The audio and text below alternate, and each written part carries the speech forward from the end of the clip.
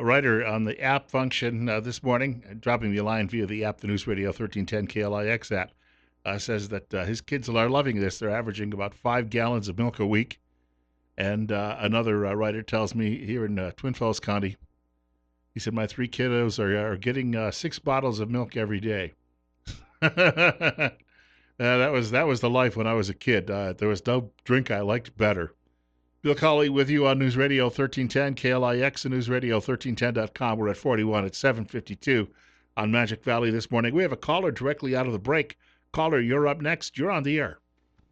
Oh, hi, Bill. This is Representative Dorothy Moon. How are you? Hey, long time no see. What's news? Well, the news is I've got a lot of people suffering up here in District 8, and it's not from the COVID virus. It's from lack of employment and shutting down of their businesses. And this order, or the news with the 9-page release of opening up in a couple of months, I don't think it's going to work.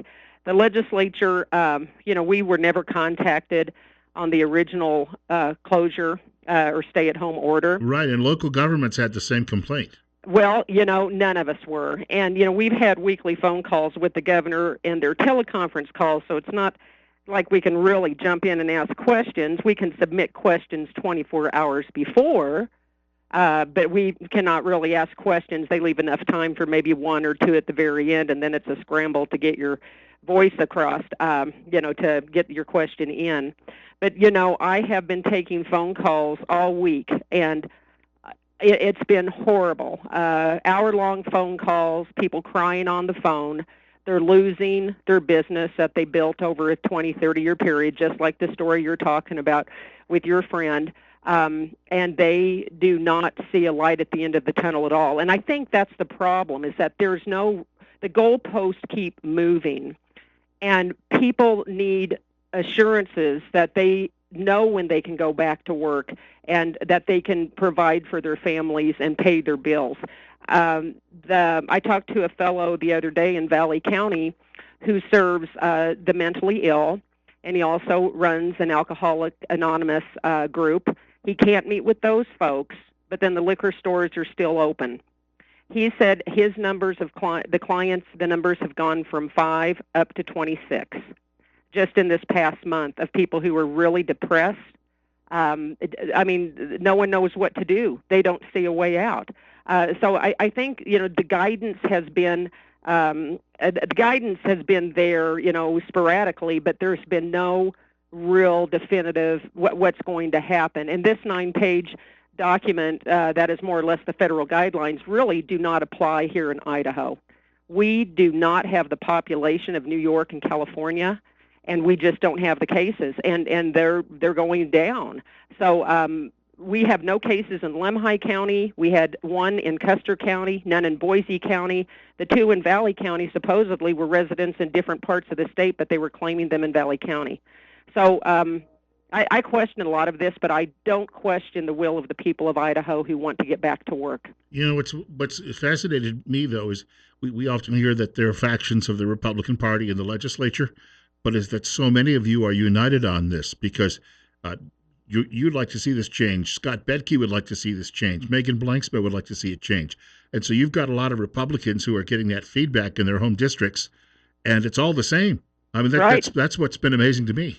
The governor just isn't listening to us, and I think he's listening to the wrong people. It needs to be a group from a variety of areas. I mean, look at our agriculture. Our speaker, Bedke, can speak to the agriculture. He knows. He's in the Minnecaja area. The farmers need to get planting, but who's going to process? I mean, are they just going to lay in the field and rot? We're going to have some serious food shortages if we don't change things. And beef, people are trying to get their cattle in to get processed, and there's no places to process. We have shortages of beef here, and we might have to look at doing something like Wyoming has, where we can just buy from the farm to the people in the community and just sidestep some of the regulations on buying some of these products. Well, you got about 2 minutes to go. I got a question for you that just came in via instant message, and the writer says, could the legislature turn to the courts and see if there's some sort of recourse? We've looked at it. We've looked at an injunction. We've talked to the attorneys.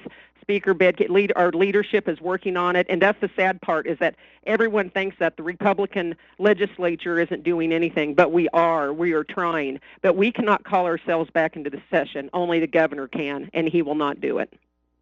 Yeah, so you have to wait until January, and by that time, the damage is done. done. The damage is way far too gone. But I'm telling you, Bill, I know a lot of people who are already going back to work. They're going to do safe distancing. They're going to disinfect. They can't wait any longer. But I am talking to my county commissioners. I've already talked to a couple of them this morning after I watched your blog this morning. Anyway, I've been on the phone with them, and the counties are going to have to make some decisive decisions here on what's best for the folks, especially where we don't have any cases. This is crazy. You saw my blog. See, this has to come to an end so I can get out and buy some razors. You look great. You look like you're ready for the mountains. You need to come up and see us. It was like a snow globe up here yesterday. We were getting snow all day, and you'd fit right in. I do look Idaho. I just need a new pickup. Well, listen, we'll talk again soon. I've got to get to a break, but I thank you very much for the update. You bet. Keep up the good work and get the message out. Thank you. Thank you very much. State Representative Dorothy Moon joining us on News Radio 1310, KLIX, and newsradio1310.com. Short break. Okay. It's one of the longer breaks. It's news. It's a national update, it's a local update, and a couple of messages from some of our fine sponsors, and we want you to patronize them. The health of this community is going to be getting these people back into shape themselves, and that's the long-term goal, obviously, now, as we try to get through this over the next 4 weeks. We've got the gun guys coming up in just a few minutes. Forrest Anderson from Washington Street Pawn, and Todd Eccles from Patriot Defense. Bill Colley with you as well on News Radio 1310, KLIX, and newsradio1310.com. It's 7:59.